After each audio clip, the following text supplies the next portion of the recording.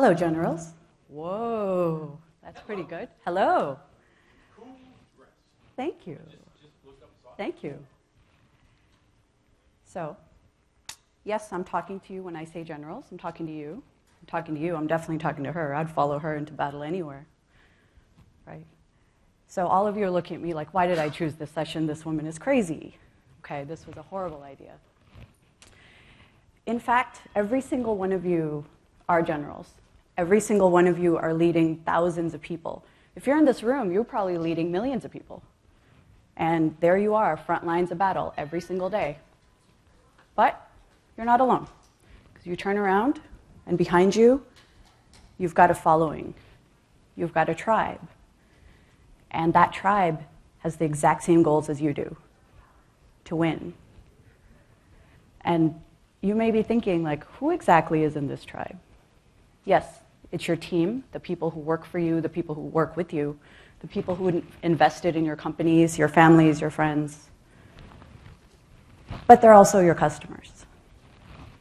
And those old rules about customer engagement and customer love and customer obsession and all of these buzzwords, how you deal with customers, how you talk to customers, how they talk to you, those rules are bullshit. Those are from decades ago. They were invented by someone in the 1900s, early 1900s. They were someone's opinion. This is how you should deal with customers when the steam engine was involved, right?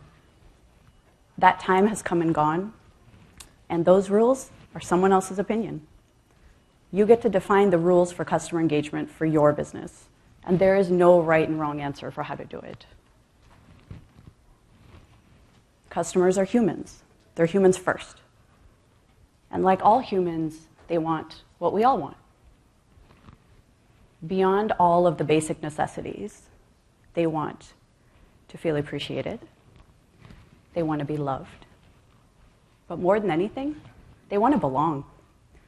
Belonging is powerful. Belonging is what keeps you in something, even if you do not believe in the cause anymore. This is how communities are born. This is how religions are formed. Unfortunately, this is how cults happen. Because people want to belong so badly. People want to be connected to other humans. We live in a time where humans are more lonely than ever before. Despite social media and us being active on social media and being engaged with humans 24 hours a day, we are lonely because we don't feel heard. We don't feel like the words we put out there into the world are heard, much less appreciated or responded to. And customers are no different. So if you give them what they want, in their human core, what they want, to be appreciated, to feel like a part of something, you have their heart. You have their soul. And once you have someone's heart and soul, you have their mind. People like to help their friends. You will invest in your friend's really bad idea, right? Because they're your friend, maybe you will. You'll at least give them time, you'll give them advice to tell them it's a horrible idea. Because they're your friend, and you love them and you want them to succeed. Customers are exactly the same. You win their hearts and minds, and they want to belong to you. They want to belong with you. They want to belong in your tribe. 41 days ago, my life changed completely. I took over the Windows Insider program. What that is the Windows Preview program. And it sounds really basic. This group of customers, millions of people, they get early access Windows 10 builds.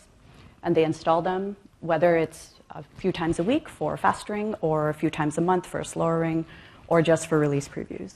They install the builds and they give us feedback through a few different channels. One, they respond on Twitter. Second is they send us data, just usage data. They opt in to do that. And the third one is they use a tool that we have called Feedback Hub, where they actually leave words for us. And I took over this program. I inherited it from Gabriel All, a VP at Microsoft, who invented the program. He invented this program about 20 months ago, and it was a phenomenal success. It was the first time in Microsoft history that we've had so much heavy customer engagement every single day. And customer satisfaction has never been higher for this program. There's numbers that show like 95% of people in the Insiders program recommend it to other people. That's an amazing thing. Those of you who have customers know 95% of anything is crazy, right? Those are insane numbers. And this happened because Gabe was so human.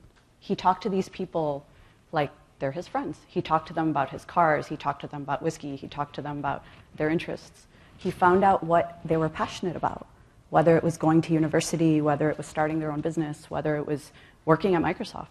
And he engaged them in one-on-one conversations. So you can imagine when it was time for Gabe to hand off the program because he took a different job and he chose someone, the feedback for that wasn't great. A lot of people freaked out. A lot of people freaked out. They said, Gabe is my friend. Gabe listens to me. It's the first time in Microsoft history that anyone has listened. The press actually had a quote that said, if you guys remember life before Gabe, there's a big wall when it came to trying to give feedback to Microsoft. Gabe has changed the face of customer engagement at Microsoft. And these were all true. But between June 1st and June 11th, you can see that my life has changed a little bit.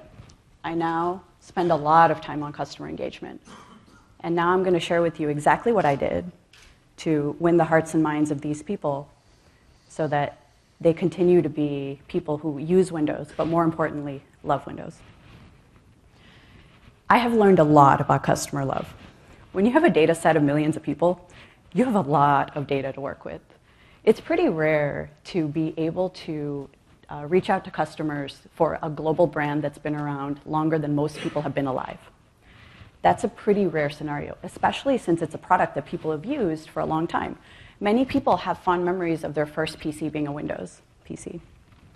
And for them to actually be able to get the latest versions of Windows and give us feedback on it, on how they're using it and what can be better, is pretty phenomenal, because this is not a brand new, shiny product that's fresh out of the box. It's not like getting on Elon Musk's spaceship and going somewhere. It's something that we've been doing for 30 years. So the biggest learning that I had over the course of the last 41 days is that customers fear change. It doesn't matter what the change is. It could be good change, it could be bad change. They fear change. And that's okay. It's vital that we as leaders, as business leaders, acknowledge that it's okay. I got this email the other night. It says, I was very concerned when Gabe left. I love Gabe. Gabe is my boy. And he said that, I truly believe you're the perfect person for the job, but it took 41 days to get there. And that's okay. That's okay, because if it had happened right away, it wouldn't have been genuine. I had to prove myself for 41 days. 41 days and 41 nights. It's a long time. But it's worth it, because if customers are able to trust you and realize that, yes, things have changed, but Microsoft acknowledges that this is a change and this is hard, and they're with us as we change alongside with it, that's pretty powerful. Because again, when you're in a tribe with someone, you're in it together. The way I did it was to show I was a person, a real human. I was not, for a while, people thought I was a bot because I responded to Twitter at all weird hours. They were like, Donna, are you a bot? And I'd respond back, no, I'm not a bot. They're like, that's what a bot would say. So there's a lot of speculation I was a bot. But I started doing just strange things, like we had an office move. You know how when you have to move, you don't really want to sort your stuff, so you throw everything in a drawer into a box and seal it quickly, then you move it, then you open it wondering why you packed all this stuff? So I did that, because we've all done that. And I just posted this basic video of me opening a box and immediately sealing it back up. And the insiders loved it. They said, I do that too. That's exactly my life. Because you're reaching to a real human part of these people, which is that we don't like to deal with tedious, boring things, that where the reward at the end of it is not that high. It's just something you never want to do. Procrastination, such a human nature thing. They want this problem to go away. I wanted it to go away. So just showing them that I'm a normal person with normal issues, despite having a job leading the Windows Insiders team, that's a powerful message. A really good tool to use for your company are pictures and videos. Pictures and videos are powerful. You'll notice that everywhere on social media or blog posts or any method of communication you use, anytime you use a picture or video, engagement goes up by at least 4 times. I've noticed that with all of my tweets and engagement and blog posts. Whenever there's a picture, the number of views and comments is at least twice as high, usually 4 times. That's been proven by every social media company, but it really works when engaging with customers. And the more behind the scenes and raw and unfiltered these pictures and videos are, the more realistic you seem.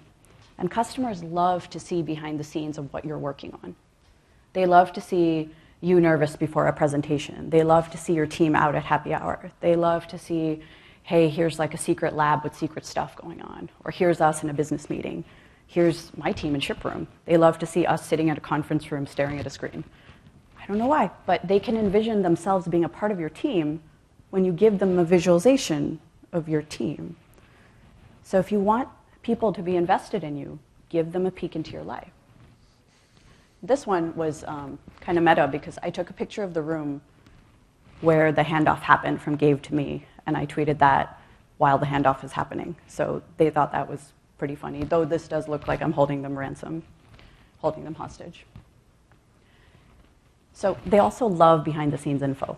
So anytime you give them details about what they're looking for, my audience is very technical, so I usually talk to them in very technical terms like N+1, next pointers, et cetera, and they love feeling like they're a part of a team meeting that we're having, where we're sharing information. You think about your boss, you love when they share information that you're maybe not supposed to know. Right? They're like, don't tell anyone, but here's what we're doing. I, of course, tell the Twitterverse, but they love to know behind the scenes thing. I get so many comments saying, we love these behind the scenes peeks you're giving us.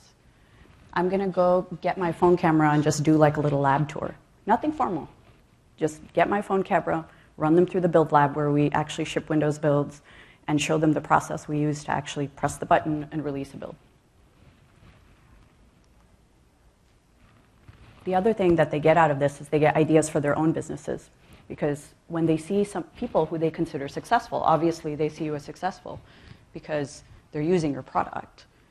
They think of you as a mentor, and when you're seeing how your mentor is doing things, you realize like, oh yeah, okay, I'm on the right track, or maybe not. They love good surprises. Now, this is me asking people to work on a weekend. This is exactly what this is. We released a build on a weekend, we need you to install it, we need you to give us feedback. And the response was phenomenal. People were so excited. They're like, oh yes, I get a build on a weekend, let me do work. This guy's even teasing me about how his wife thinks he's a huge nerd. One of the folks in the media said, this is not good for work-life balance. And I said, I know, but it's the life you chose. And they like it. The insiders call themselves the last of the Mohicans. They are a very dedicated army. And they believe themselves to be an army because that's how we communicate to them. We are all together in this. We are not just bonded with an insider and me, they're bonded to each other. They're in it together on a weekend. It's like how you work late with colleagues during incredibly stressful seasons, and you're much closer with those colleagues that you've stayed awake till midnight with, wrangling with some issue or another. That was the idea of doing something like this. We needed the data and we need to ship soon, but it worked really well because they felt like, hey, we're all in this together on a weekend, everyone's out having picnics, and we are working. They don't mind bad news. Customers don't mind bad news. We spend a lot of time trying to hide bad news or message it or do this or that thing.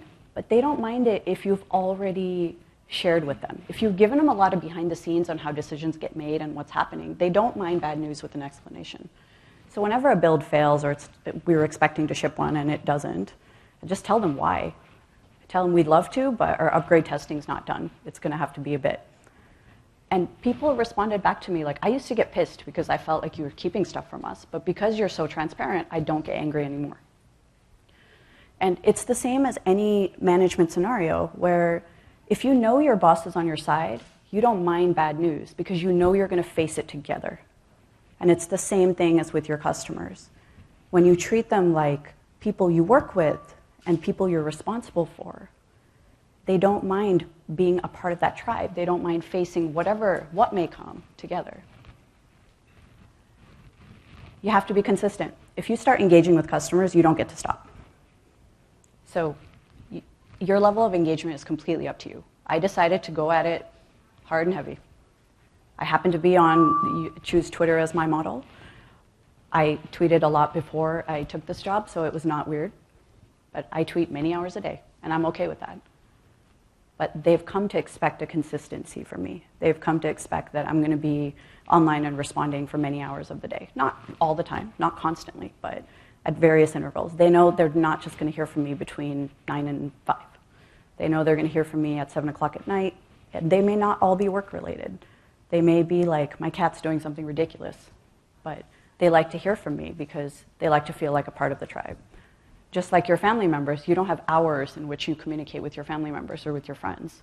It's whenever there's something to share, whether it's useful or entertaining. Love knowing you're their advocate. Love knowing that you're fighting the good fight for them. Love it. Because how often do you look around and wonder, who's got my back? And when there's a business or an organization who's made it clear that they've got your back and they're on your side, and you have one goal, which is their success, they love that. They love when you speak their language. Language is powerful. Language binds us together really hard. So whether that's a language like C# or whether that's a language like French or Spanish, when you speak the language of your customer, sometimes, not every time, they love it. And they feel like, wow, this person really gets me. They want to talk to me in my own language. So because a big part of my audience are developers, I will code at them. And this is just teasing, like when the reporters are traveling, we want to ship the build. And I ask them for code reviews. I treat them exactly like part of my team. I'll ask them for a code review. And they'll respond. I get tons of code reviews back from them. And together we feel like we're in this tribe of people who are harassing the press. And they think this is the funniest thing they have ever seen in their lives. I did this completely by accident, and now whenever I start coding in a tweet, they're like, oh my God, a build is coming, something interesting is happening. They love being talked to in their language. I speak Spanish and French, so on occasion I'll tweet at them with random Spanish and French words thrown in. They love it. The French insiders asked me to record a jingle for them in French. I said, okay, listen, my French is really limited, but they asked me to do it anyway. And I just said, like, bonjour, I love the French insiders, bisous, that's it, that's the extent of my French. But they loved it, they thought it was great, because language is so personal. It's something we grew up with. And when we feel like people care about us enough, especially someone who's from the outside, care about us enough to connect with us at that visceral level, it's very powerful. So my recommendation is to segment your customers, figure out where are there high populations of customers in various countries of the world. Send them a tweet, Bastille Day, tweet at them in French. When there's something interesting going on, like the soccer match yesterday, like congratulations Portugal, it's just cute, it's something that they will remember, and it's not something that companies do. They love when you appreciate culture. I try to appreciate all cultures. Whenever there's a holiday, I try to wish people in their language of choice. This one I forgot, and someone said, you didn't wish us Ramadan. And I said, oh, I did not wish you Ramadan. I did wish everyone happy 4th of July, so let's be inclusive. And we all get hung up as companies on like political correctness, and if I do this for one person, I have to do it for everyone. And that's not true, actually. That really isn't true. This is going to sound weird, but if you look at the Taylor Swift model of engagement, she responds to a few of her followers and fans, very few. But that makes everyone feel like, wow, she's a real person. There's a human manning this Twitter account or this Instagram account. And she's engaging with a few people because that's all she's got time to do. People do realize that you don't have endless time to just respond to customer feedback all day. But because you responded to a few, they believe there is a chance that one day you too will respond back to them. Customers want to help you. You all have one goal, which is their success. So why wouldn't they want to help you? You're building products so they can be successful. That's the only reason you're building these products. Without customers, you have nothing. Without their success, you definitely have nothing. Because if they're not successful, they're going to stop using your product and they're not going to recommend it to other people. So they want to be helpful. The last line of this was powerful to me, which was, in just a few years, Microsoft has gone from being a closed, curtain-down place to saying, mind giving us a hand helping to ship this product. I thought that was really powerful, especially since it's not something we've been doing for a long time. But because we've been doing this for a year and a half, a little more than a year and a half, that is now the brand of Windows, is being open. And how quickly we can change a 30-year-old brand, right? That's been amazing to me, is how quickly you can change the perceptions of a 30-year-old brand. Whether it's in the media or to the public, you can do it. It's one of the quickest ways to make over your brand, is to reach out to people, be open, and understand what the humans really want. If customers help you, they want to be acknowledged. This guy, Mario, is amazing. He spends at least 16 hours a day helping people on Twitter debug their problems. I noticed that he helped 2 people last Thursday. And I just sent him a tweet and said, "You're doing a great job. Thank you." And before you know it, he's been helping people 8, 10 hours a day, 8, 10, 12 hours a day, every day, because he feels appreciated. He feels like someone has noticed. He feels validated. It's like when your boss comes up to you and says, "You're doing an amazing job with that thing," you work harder. You don't do it less. You're like, "Yes, I like that feeling. I like that validation. I want to go from good to amazing." So you do it more, way more. And that's what he's been doing. And now other people are realizing, like, hey, if I help people, then they notice me and I get validation as well. Because humans want that so very badly. They want their world expanded. One of the changes that I want to make in the program is to move beyond just builds. Move beyond, here's a build, please give me feedback, please give me data, to actually helping people improve their businesses and their brands using our products. So putting our products second, their successes first. I'm working with my amazing marketing team to create some workshops where people learn to use IoT devices, people learn about the screenless future, which is coming, and that's not a thing that we are ready for in general. It's not a thing that most customers are ready for. So to get the non-tech and the tech engaged and interested in this screenless future, we're working on creating some really interesting IoT-style workshops for non-coders, for creatives, because you cannot build apps for the real world unless you have creative people, unless you're people who are aware of spatial awareness, about 3D modeling, about design of everyday things. And we know that to bring these people into the Windows platform, we have to get them used to it. We have to get them used to being able to create for that world without it being this complex thing that they have to learn about online. So we're going to do a series of global workshops, Ninja Cat Tour. But our goal is to teach. It's to empower. It's to show what this brand and this platform that they've given so much to can do for them, how it can improve their lives, their brand, their business.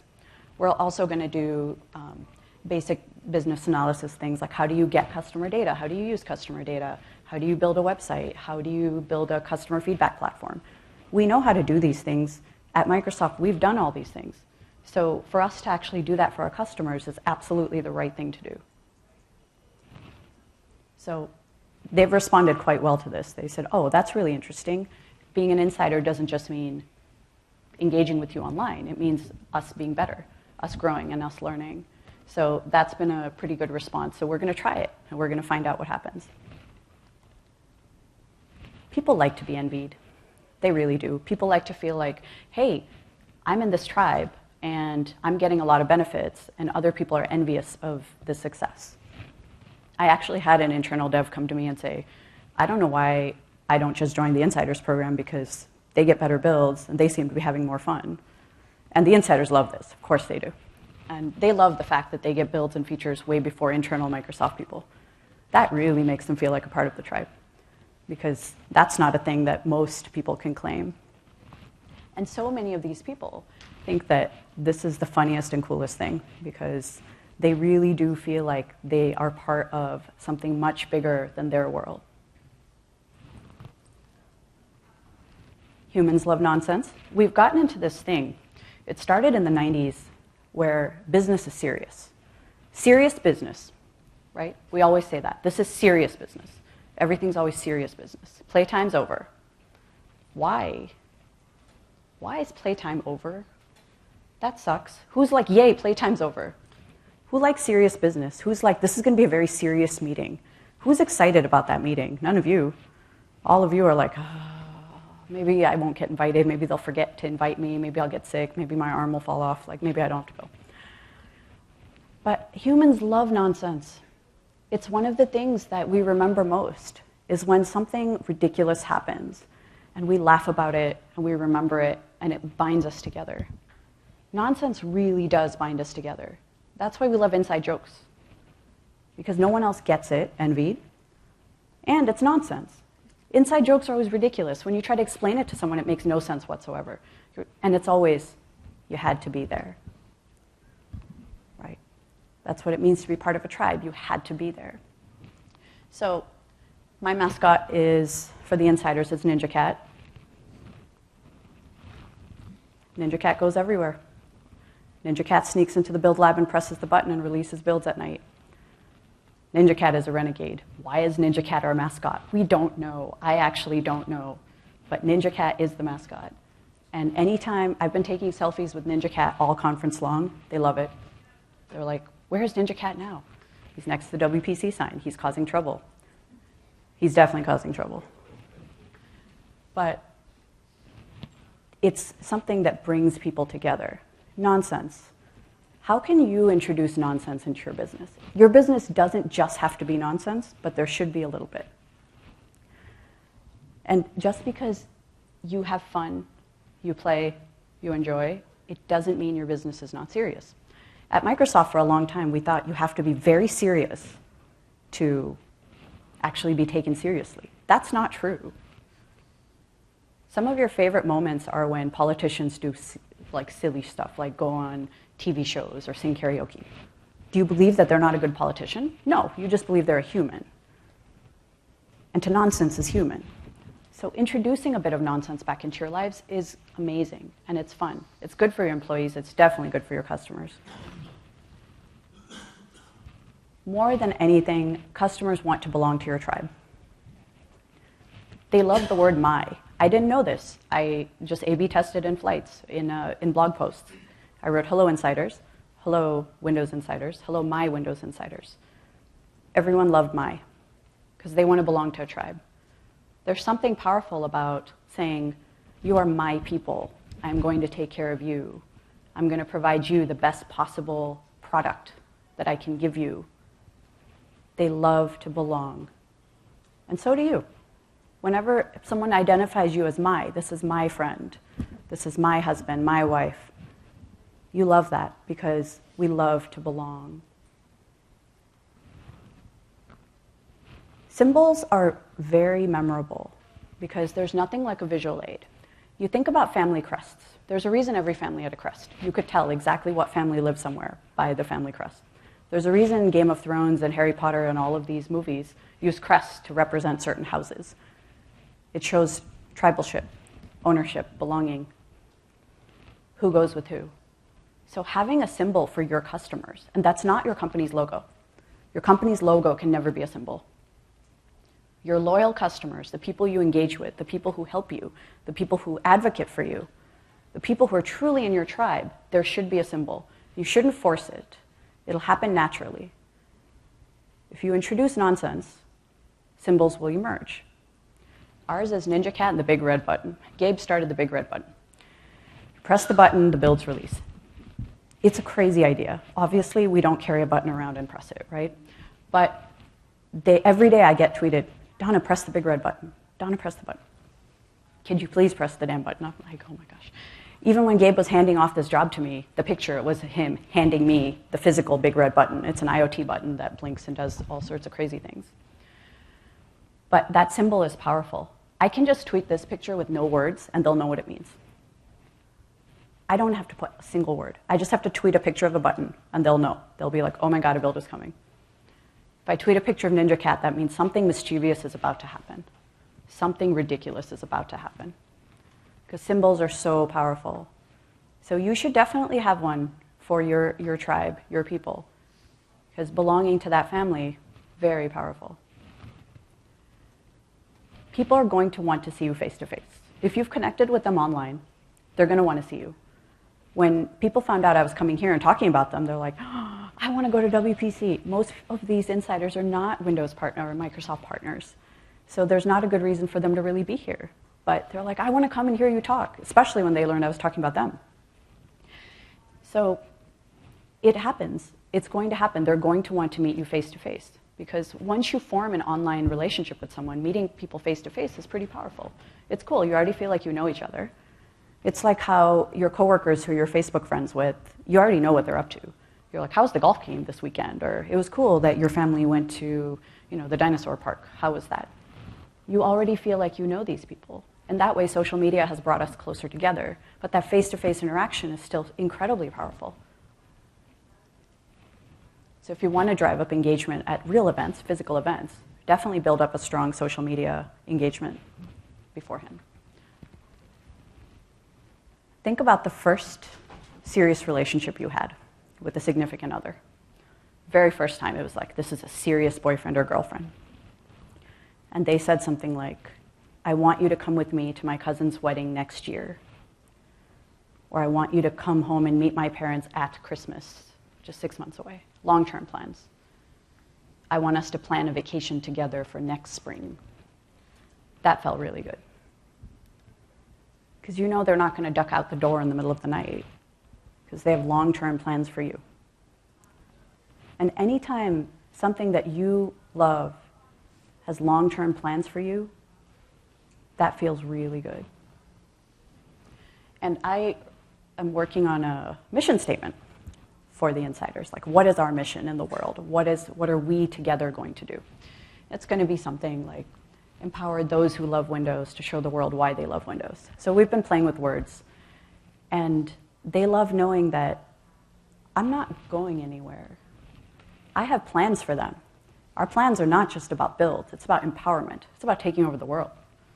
What are we going to do tonight? We're going to take over the world. Insiders, that's what we're going to do. They love that. They love knowing that I'm going to be around for a while, and I want them around for a while. Customers rely on us for their livelihood. That is a common goal that we have, ensuring their livelihood. Because if they have a livelihood, they're going to love us, they're going to use our products, they're going to recommend our products, and they're going to help make our products better. So let's stop treating them with a wall between us, our employees, and our customers, and embrace them as part of our lives. Because they're a part of our tribe. They're lined up behind us, ready to help us succeed. And let's start treating them this way. My name is Dona Sarkar. The Windows Insiders are my tribe, and I'd love for you to join us. Thank you very much.